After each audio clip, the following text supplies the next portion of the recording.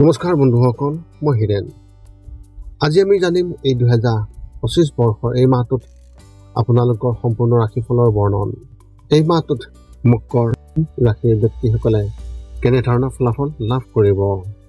প্ৰথমে মোৰ চেনেলটো আপোনালোকে ছাবস্ক্ৰাইব কৰি ল'ব, যাতে মোৰ পিছৰ ভিডিঅ'বিলাক আপোনালোকে সহজে লাভ কৰিব পাৰে। লগতে মোৰ ভিডিঅ' যদি ভাল লাগে তেন্তে লাইক আৰু শ্বেয়াৰ কৰিব, কমেণ্ট কৰি আপোনালোকৰ মনোভাৱ প্ৰকাশ কৰিব। এতিয়া আহোঁ মূল বিষয়লৈ। আজি আমি জানিম এই 2025 বৰ্ষৰ এই মাহটোত সম্পূৰ্ণ ৰাশিফলৰ বৰ্ণন। আমাৰ সকলোৰে মনত এটা কৌতূহল আছে যে আগন্তুক মাহটো আমাৰ বাবে কেনেকুৱা হ'ব। বহু ধৰণৰ প্ৰশ্ন আমাৰ মনত উদয় হয়, যেনে ব্যৱসায় বা চাকৰিৰ ক্ষেত্ৰত অগ্ৰগতি হ'বনে নহয়, বা কিবা নতুন প্ৰত্যাহ্বানৰ সন্মুখীন হ'বলগীয়া হ'ব নেকি, এনেধৰণৰ বহুতো প্ৰশ্ন। সেয়েহে আপোনালোকক এই ভিডিঅ'টোৰ জৰিয়তে ৰাশি আৰু ৰাশিফলৰ ওপৰত ভিত্তি কৰি ৰাশিফলৰ ওপৰত বিভিন্ন গ্ৰহ আৰু নক্ষত্ৰমণ্ডলৰ প্ৰভাৱ আৰু গতিবিধিৰ বিষয়ে অধ্যয়ন কৰিছোঁ। এই কথা মনত ৰাখি আমি আপোনালোকক এই 2025 বৰ্ষৰ এই মাহটোত ৰাশিফলৰ মতে সঠিক মূল্যায়ন কৰিছোঁ, যাতে আপোনালোকে সেই অনুসৰি প্ৰস্তুতি চলাব পাৰে। আপোনালোকে এই ভিডিঅ'ত আপোনালোকৰ পৰিয়াল, আৰ্থিক, কেৰিয়াৰ, শিক্ষা, প্ৰেম আৰু স্বাস্থ্যৰ লগতে আৰু বিভিন্ন তথ্য আপোনালোকে এই ভিডিঅ'ত লাভ কৰিব। ইয়াৰ দ্বাৰা আপুনি জানিব পাৰিব যে আপোনাৰ ৰাশিফলৰ অনুসৰি কি কি প্ৰস্তুতি চলাব লাগিব। গতিকে আপোনাৰ ৰাশিফল অনুসৰি প্ৰস্তুতি চলাওক। অৱশ্যে আপোনালোকক এইটো জনা উচিত যে এই ভিডিঅ'টোত দিয়া যি তথ্য, এই তথ্য কোনো ব্যক্তি হিচাপে নহয়, ৰাশিফলৰ ওপৰত হোৱা যি প্ৰভাৱ, সেই প্ৰভাৱৰ বিবেচনা অনুসৰিহে এই ভিডিঅ'ত উল্লেখ কৰা হৈছে এই সকলোবোৰ তথ্য। গতিকে এনেদৰে আপুনি আপোনাৰ জীৱনত ঘটিব পৰা সকলো কথাৰ তথ্য লাভ কৰক। গতিকে কোনো পলম নকৰাকৈ এতিয়া আমি এই 2025 বৰ্ষৰ এই মাহটোত যি ৰাশিফলৰ বৰ্ণন, সেই ৰাশিফলৰ বৰ্ণন আপোনালোকক আগবঢ়াবলৈ আগবাঢ়িছোঁ। সৰ্বপ্ৰথম পাৰিবাৰিক জীৱনৰ ক্ষেত্ৰত এনেধৰণৰ। ঘৰত যদি বয়োজ্যেষ্ঠ আছে তেন্তে তেওঁলোকৰ সম্পূৰ্ণ যত্ন লওক, কাৰণ তেওঁলোকৰ স্বাস্থ্য বেয়া হৈ থাকিব পাৰে। যদি তেওঁলোকৰ ইতিমধ্যে কোনো গুৰুতৰ ৰোগ আছে তেন্তে চিকিৎসকৰ সৈতে যোগাযোগত থাকক আৰু মাজে মাজে তেওঁলোকৰ পৰীক্ষা কৰি থাকিব, যাতে পিছত কোনো সমস্যা নহয়। আপুনি আপোনাৰ সন্তানৰ প্ৰতি আশাবাদী হ'ব আৰু তেওঁলোকৰ বিষয়ে কিবা এটাই আপোনাক সুখী কৰিব। তেওঁলোকৰ ভৱিষ্যতৰ লগত জড়িত কিছুমান সুনিৰ্দিষ্ট সিদ্ধান্তও ল'ব পাৰে, যিবোৰ ভৱিষ্যতে অতি উপযোগী হ'ব। সমাজত আপোনাৰ প্ৰতি এক ইতিবাচক অনুভূতি থাকিব আৰু সন্মান বৃদ্ধি পোৱাৰ দেখিবলৈ পোৱা যাব। ব্যৱসায় আৰু চাকৰিৰ ক্ষেত্ৰত এনেধৰণৰ। এই মাহটো আৰ্থিকভাৱে উত্থান পতনেৰে ভৰি পৰিব। ক'ৰবাত বেছি টকা খৰচ কৰিলে আন ক'ৰবাৰ পৰা আপুনি টকা লাভ কৰিব। যদি আপুনি ক'ৰবাৰ পৰা ঋণ লৈছে বা ঋণ লোৱাৰ দৰে তেনে টকা পইচা লৈছে তেন্তে ঘূৰাই দিব পাৰিব। ইয়াৰ উপৰিও আপোনাৰ যিকোনো আত্মীয় বা বন্ধু বান্ধৱীৰ পৰাও আৰ্থিক সহায় লাভ কৰিব। আপুনি আপোনাৰ চাকৰিটোৰ প্ৰতি আপোনাৰ আগ্ৰহ কম হ'ব আৰু কাৰ্যালয়ৰ পৰা পদত্যাগ কৰাৰ যি চিন্তা, সেই চিন্তাই আপোনাৰ মনলৈ আহিব। এই মাহত আপোনাৰ মূল গুৰুত্ব হ'ব নতুন চাকৰিৰ সন্ধানত। অফিচত আপোনাক লৈ ৰাজনীতি হ'ব পাৰে, কিন্তু সকলোবোৰৰ পৰা আঁতৰি থাকিলে আপোনাৰ বাবে ভাল হ'ব। শিক্ষা আৰু কেৰিয়াৰ ক্ষেত্ৰত এনেধৰণৰ। কলেজৰ পৰা পোৱা প্ৰজেক্টবোৰৰ প্ৰতি আপুনি অধিক মনোযোগ আৰু আগ্ৰহ লাভ কৰিব। বন্ধু বান্ধৱীৰ পৰা সম্পূৰ্ণ সমৰ্থন পাব আৰু সময়ৰ আগতে সম্পূৰ্ণ কৰিব। যদি আপুনি স্কুলত আছে তেন্তে শিক্ষকে কিবা এটাক লৈ খং উঠিব পাৰে, কিন্তু ধৈৰ্য ধৰিলে তেনে পৰিস্থিতি সৃষ্টি নহ'ব। প্ৰতিযোগিতামূলক পৰীক্ষাৰ ক্ষেত্ৰত আপুনি খুবেই ভাল নম্বৰ পোৱাৰ লক্ষণ দেখিবলৈ পোৱা গৈছে।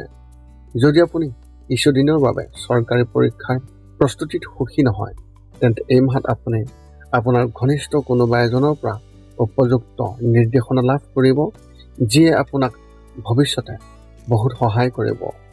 প্ৰেমৰ ক্ষেত্ৰত এনেধৰণৰ, যদি আপুনি কাৰোবাৰ লগত প্ৰেমৰ সম্পৰ্কত আছে তেন্তে এই মাহত সাৱধান হওক। মাহৰ আৰম্ভণিতে কিছুমান কথা ঘটিব যিবোৰ দুয়োজনে ভাল নাপাব। এনে পৰিস্থিতিত আপোনাৰ সংগীৰ সৈতে এই বিষয়ে তৰ্ক হ'ব, আৰু যদি আপুনি ধৈৰ্য ধৰিব নোৱাৰে তেন্তে বিষয়টো তীব্ৰতৰ হ'ব পাৰে। যদি আপুনি অবিবাহিত আৰু জীৱনসংগী বিচাৰি আছে তেন্তে এই মাহটো হতাশ হৈ থাকিব লাগিব। যদিও আপুনি কাৰোবাৰ প্ৰেমত পৰিব পাৰে, তথাপিও আনফালৰ পৰা কোনো সহায় নাপাব, যাৰ বাবে আপুনি হতাশ অনুভৱ কৰিব। স্বাস্থ্যৰ ক্ষেত্ৰত এনেধৰণৰ, মাহৰ আৰম্ভণি অলপ এলেহুৱা হ'ব। এই সময়ছোৱাত শৰীৰত অলসতা আহিব আৰু একো কৰিবলৈ মন নাযাব। মাহৰ মাজভাগত ঠাণ্ডাৰ সমস্যা হ'ব পাৰে, কিন্তু ইয়াক লৈ আতংকিত নহ'ব। এইটো স্বাভাৱিক হ'ব আৰু ডাঙৰ কথা নহয়। ঘৰত যদি বয়োজ্যেষ্ঠ আছে তেওঁলোকৰ বিশেষ যত্ন লওক। ঘৰৰ পৰা ওলাই যোৱাৰ সময়ত সৰ্বোচ্চ সাৱধানতা অৱলম্বন কৰক। মানসিক সমস্যা নাথাকিব। মাহটো সতেজ হৈ থাকিব আৰু নতুন চিন্তা মনলৈ আহিব। এই মাহত আপোনাৰ শুভ সংখ্যা হিচাপে 2 আৰু শুভ ৰং হিচাপে আপুনি কেশৰ ৰং ব্যৱহাৰ কৰিব।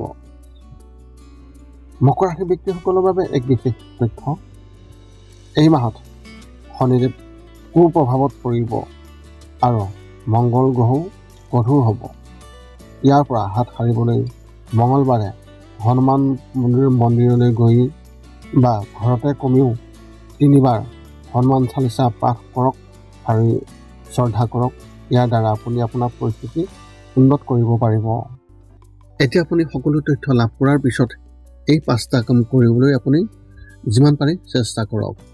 সৰ্বপ্ৰথমটো হৈছে আপুনি আপোনাৰ শৰীৰটো সুস্থ কৰি ৰাখিবলৈ দৈনিক যোগাসন কৰক, য'ত মূলতঃ 10 মিনিটৰ বাবে ওমকাৰ মন্ত্ৰ, 10 মিনিটৰ বাবে কপালভাতি আৰু 10 মিনিটৰ বাবে অনুলোম বিলোম।